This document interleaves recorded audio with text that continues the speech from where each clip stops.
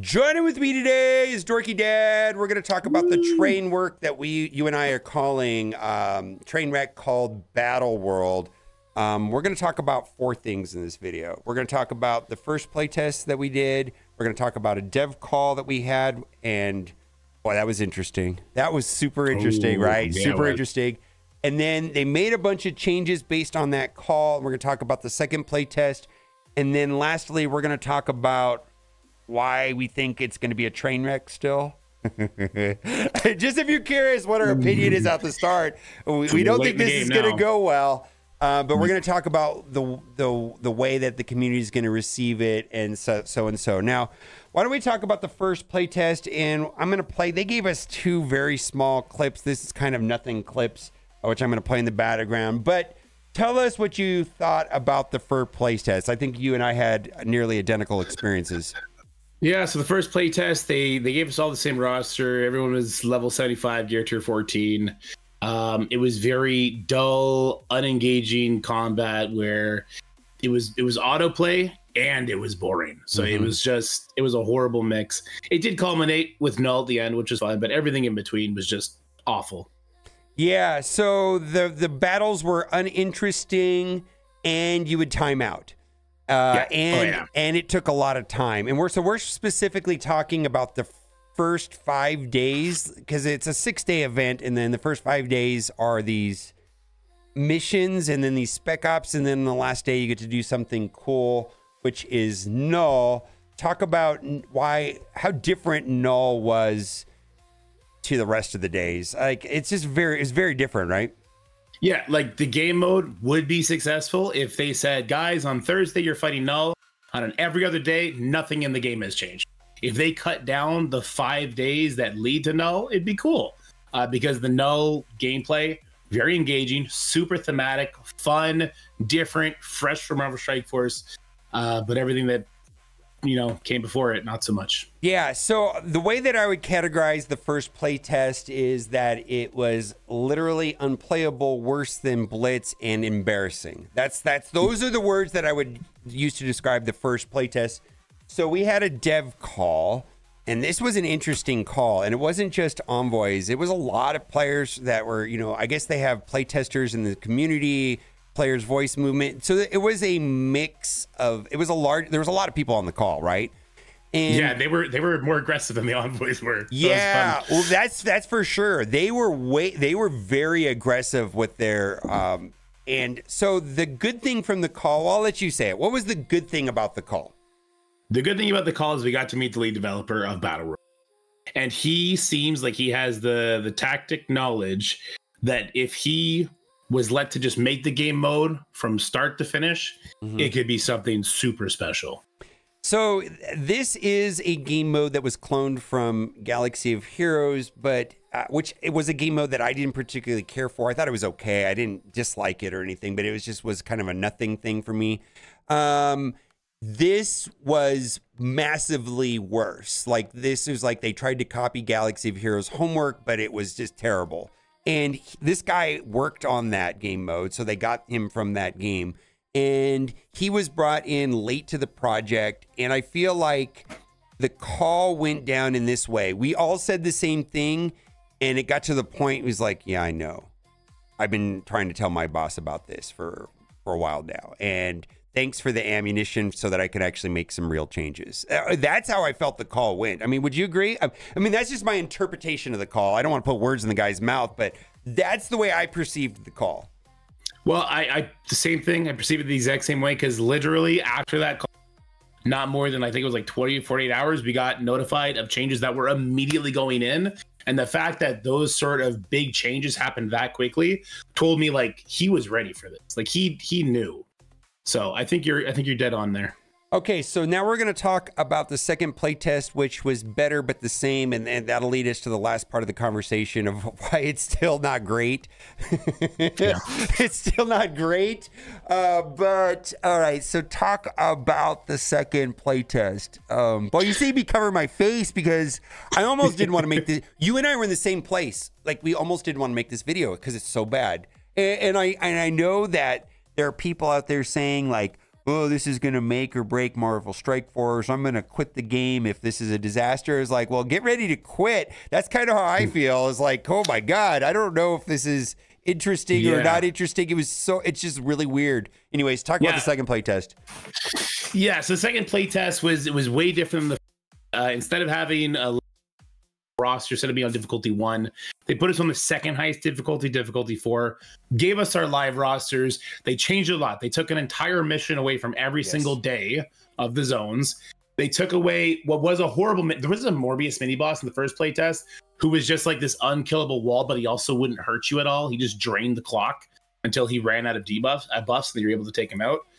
And they took that out and they added what they're calling Herald missions. This is something that I basically suggested right from the call. I said, hey, you're missing the thematic feel for what I think this game mode needs, right? Like, why Morbius? Why wasn't it a symbiote boss?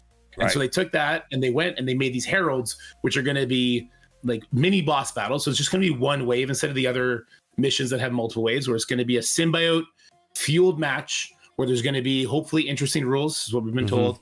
And that's going to be, I think that's replacing the epic missions or whatever we saw on the Astral Pegasus of the BattleWorld sheet when you go to the website. And that was interesting and fun, except difficulty 4, even if your roster was like gear tier 18, level 100, everything was autoplay.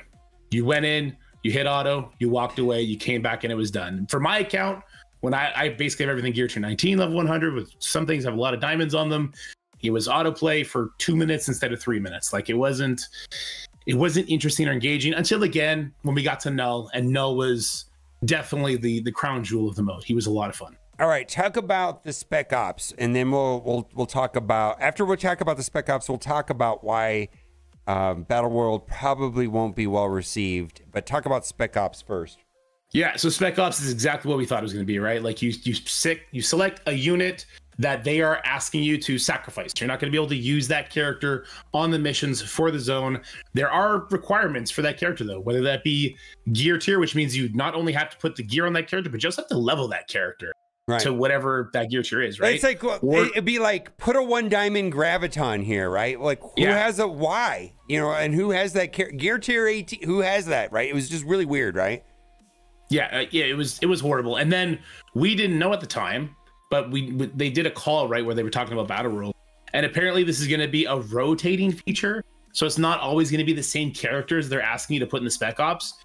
So it's like, man, if I was a silly person, I wanted to build up my graviton to gear tier 19, 1 diamond to sacrifice him here, but then the next week he's not there. Like, who's that for? Doesn't really make sense, right? That's very, very annoying. I didn't hate the idea of Spec Ops until I heard about the rotating thing, and until I saw like some ones looking for 1 diamond on characters and crimson gear and stuff like that. Yeah, and so my best gut reaction is what they want is that this game mode is going to favor veteran wide rosters. And I think that newer players are not going to enjoy this as much, or if anybody enjoys it,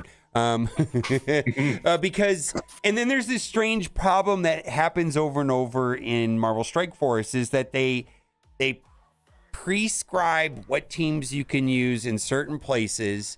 You either have them or you don't. You go into the battle, and maybe there's some meaningful gameplay in the context of, you need to target this character first, you need to control this character, you know, if you don't wipe out this character before they do their ultimate, you're going to have a problem here.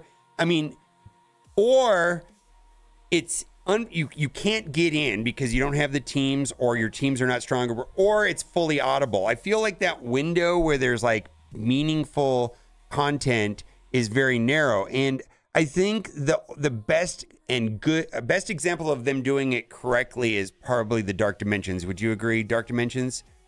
Yeah, because it's not like you're not going to go in there and make, but you're also not going to typically go in there and one-shot the node on autoplay. Like, you have to think about what you're doing, and even then, sometimes it's just too much. Yeah, so Dark Dimensions feel like a situation where it's harder than what we have currently. Like, it's tuned for either other characters or higher gear tiers or character levels. Like, right now we're in Dark Dimension 8, though that's the most recent Dark Dimension, right? Whereas Purple ISO 3, you gear tier 19, gear tier 100, and you still struggle. It's like it's tuned certain nodes of it are tuned for like gear tier 20 or level cap 110. I mean, I don't know. And it's challenging, right? It's not autoable. And I'm pretty sure if I go back to DD5 or DD6 today, it's autoable, right? Probably similar with the right team composition, but it absolutely was not when it was launched. And so I don't feel like they captured that at all inside of Battleworld. Would you agree? Like none of that challenge was captured outside of the null boss mode. But then again, maybe once, and we're gonna, I mean, all this is subject to change, and they may completely delay this and modify it even more. But outside of the null battle mode, none of this is happening where it's interesting. It's almost more time consuming and worse than Blitz in some ways, where it's either fully audible, but you can't sim, and you're just sitting there waiting it to do the mission, and that might take 5 minutes. They did change the timer a little bit. We can talk about that. They changed the way the timer works, which I think is a great change. And then, or it's just like you can't do anything at all and you're dead. You know, the middle window of having like meaningful combat just really didn't exist in the first 5 days at all. And then talk about the timer. Yeah. Okay. So, well, let me talk about what you just touched on before. So it's like you said, like if there is interesting gameplay mechanics happening on the nodes, you're not going to know it because you're just going to auto it or you're just going to die to it. That's the huge issue. Okay. The timer. Yeah. We're running out of time because there's a lot of enemies on these nodes, some of these nodes, right? And then there was no more of these things. We were timing like crazy. So we gave that feedback, and I think it was during the first playtest, they are actually able to go in, manipulate the timer in such a way that it's no longer counting down. I forget when it's not counting down. It's either when you're thinking it's not counting down, and it only counts down during animations, or the reverse. Yeah, I believe it was the reverse. I mean, I have to go back and look, but it felt to me like it was you were not penalized for the opponents or your animations, and when you were making a decision, that's when it mattered. It felt like a chess timer. You know, I'm a super nerd, but like you hit the button when it's not, when you're done with your turn, and then your opponent's time starts ticking, and then they do their move, and you're not being penalized when it's not your turn. Which makes a lot of sense, right? It makes a lot of sense. Freaking Spider Society, god dang it! Oh yeah, with all the May jumping out and doing all kinds of animations and stuff like that. So I mean, that was an improvement. I mean, they did make a lot of changes. I feel like the first version of Battleworld was embarrassing. And the second version is like, oh, I don't know if this is fun, but at least it makes some sort of sense. And I want to talk about the Hunger and Thirst events, on what was really good there and why also it was still kind of bad, specifically in the Thirst one. So, because I want them to, this is, I think, what the Hunger and Thirst mechanics, I think you were expecting in Battleworld, which doesn't really exist outside of Null, right? So talk about, because I think everybody's playing the Hunger and Thirst, so people will understand what we're talking about, because I think some of the stuff that we're talking about won't make sense until you play it, as far as Battleworld, but we can talk about Hunger and Thirst. So go ahead and say why it was good, and then we'll talk about why it was bad. Yeah, so new environmental game mechanics, things that are outside of our characters, do X abilities, have Y speed, introduced into the gameplay, makes for a more exciting game. The brains mechanic in the Hunger, where you kill a certain character that has a certain amount of brains, and then it decounts what your debuff is. You hit a certain amount, boom, supercharged zombie juggernaut, right?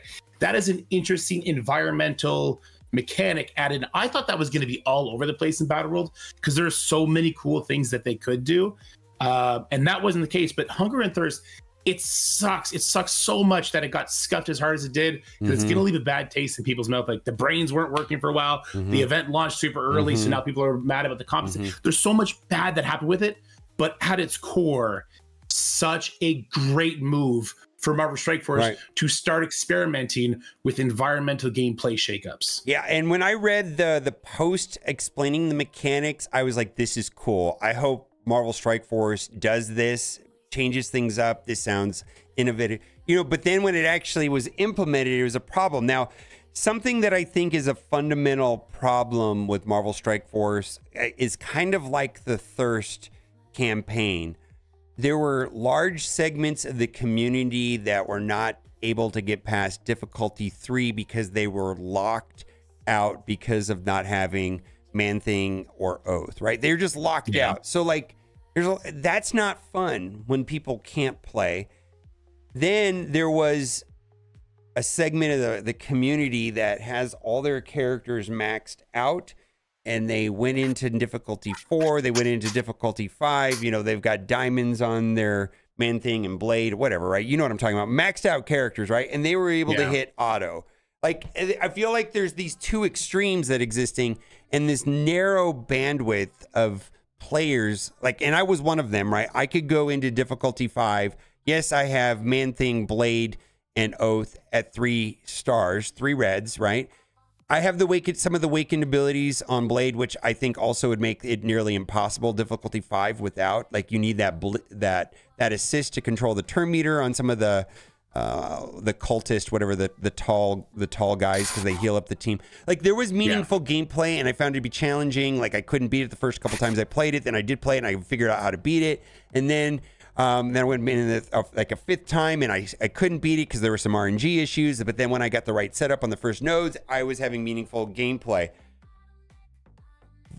PvE content in other games is very different than Marvel Strike Force. How much do we want to go into that? Like, I feel like the fun that we have in Marvel Strike Force, like in Crucible and in Alliance War, is because we see a team, we pick and choose the correct counter, and then we play the match correctly and we control them, and it works out fine.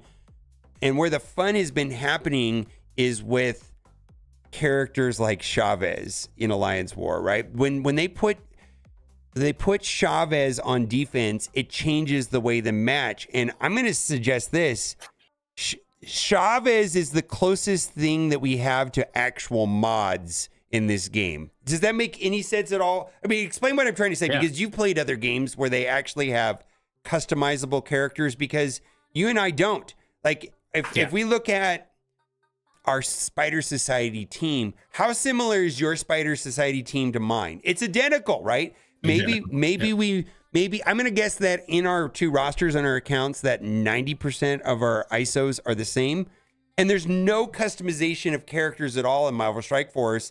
Therefore, leads to very dull PvE content where you either have the characters or you don't. They're either geared up or they're not.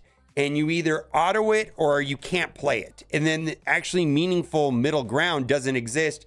Talk about that for a minute. Yeah, so to your point about Chavez. Chavez is an outside force that's going to affect the characters you actually care about, that fundamentally changes how a match is going to play out, right? That's what a mod would be. So I completely agree with that. And you were talking about Dark Dimension earlier, and this is the big problem, right? Because BattleWorld is so prescribed, because Raids is so prescribed, because the thing like Kiln Tower is so prescribed, where you have to use this team, there's no outside force making it interesting. But in Dark Dimension, yes, there's tags, but they're way more broad. So we get to bring in certain things. Like, you can bring in Vulture with your Hive Mind, and all of a sudden, those 2 interactions, they're working together, right? That's where interest can fulminate. And it just isn't the case currently in Marvel Strike Force for PvE content. PvE content is just super limited, super prescribed, and thus super dull. Yeah, and they're in a situation where they're acutely aware of people not being able to beat it or not able to play it, so they actually dumb it down a lot of times. And then what happens is everybody else that does meet the requirements and does have the characters, it's meaningless. It's just auto content. And that's not good either. And something I've noticed in other games is that they have a lot more difficulty sliders. Like, there might be 30 difficulties in hard, and then it goes into brutal, and there's another 30, and then it goes to nightmare, and there's another 30, and you have like 90 difficulties. And the reason why it's different is that the fun is putting the team together and then modifying your team for a certain task. And I can get to, let's say, difficulty 30 out of 90, just a random example. And for me to go to 31, if I tweak this one character, make them a little bit faster, or, you know, give up some accuracy and or focus, whatever you want to call it. It's different in every game, but, you know, and then boost up their damage. That way I can get through this, or I make this character, you know, these little tweaks that happen before you go into battle. And the teams are not prescribed, and you can customize your characters, then there's actually meaningful gameplay And I'm not worried about not being able to get to difficulty 90. I'm just happy that I went from 30 to 31, and then I get this new thing to make my character better, and now I can go to 33. I don't feel like there's any of that in this game.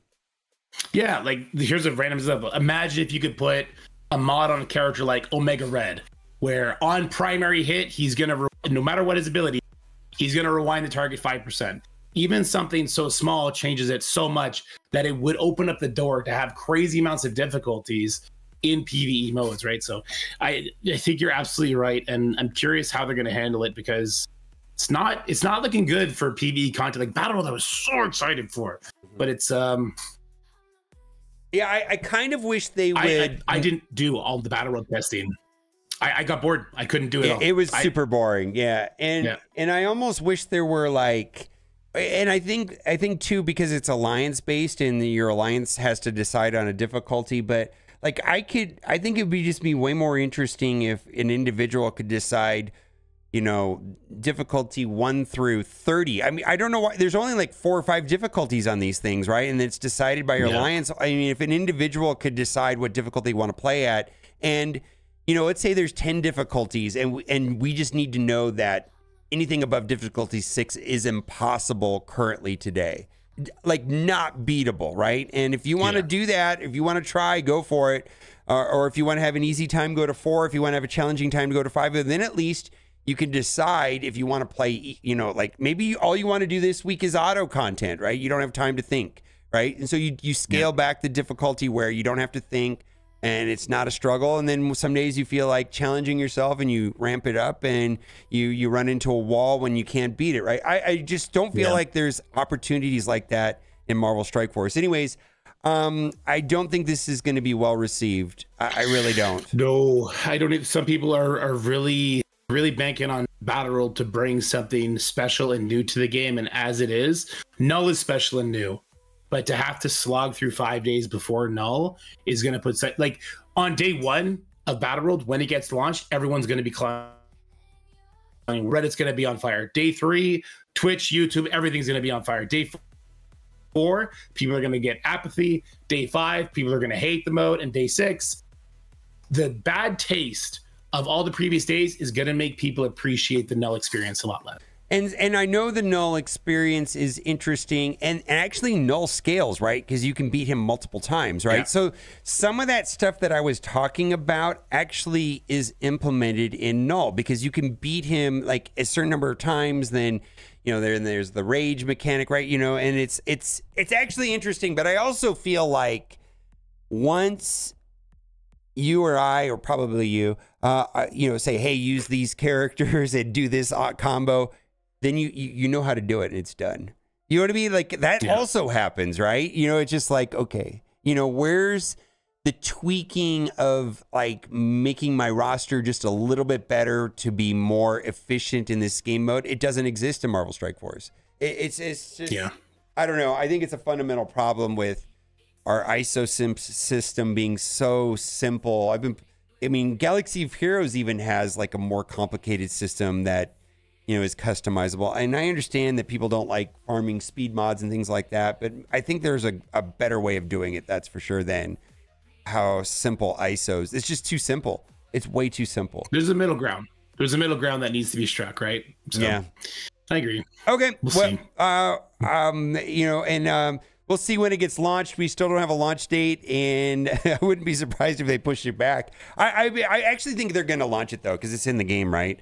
I feel like they were given like a hard deadline, and they're going to push it out, and hopefully it's not a flawed. Well, like Hunger and Thirst was borked, right? And I'm almost expecting something like that, and I also suspect the way that BattleWorld looks on launch will be very different than the way it looked 6 months after launch. I would think, right? I don't know. Well, we had a call, right? And I think I forget if we're allowed to say, I'm going to say it anyway. Ryan, the big head honcho, he told us they're already working on BattleWorld Boss number 2. So maybe BattleWorld is not going to be the fine polished product we want now, because we give the feedback, but they also know the envoys and the people that are also in those calls. Like, we're the biggest dorks. Maybe what we want isn't what the vast majority of what people want. Yeah. When this goes live, and the whole community, which I think will happen, is going to kind of echo what we're saying. Maybe we see Battle World, second boss, and all those zones explode with creativity, explode with that fun, explode with those sort of difficulty sliders. Though they could put in extra difficulty sliders into the current ones, just tweaking scaling, right? Yeah. I think you're right. I think Battle World will evolve the same way Crucible evolved, right? Like Crucible kind of sucked at first because it was like 6 months of the same rules. Yep. Yeah, I'm not expecting a wildly successful, wildly popular launch. And we'll have to see. And also too, the versions of Battle World that we've played may be tweaked even further by the time it gets to launch. And if the optimistic side of me suggests that maybe it'll be better than our experience, we'll have to see, right? Yeah, I know we're going to be doing another play test. We're actually going to get to show gameplay video. So super excited for that. Super excited to see the tweaks they do. And hopefully these doom and gloom videos are a little bit premature. Yeah, if you want to watch a better, more technical video, go to Dorky's channel.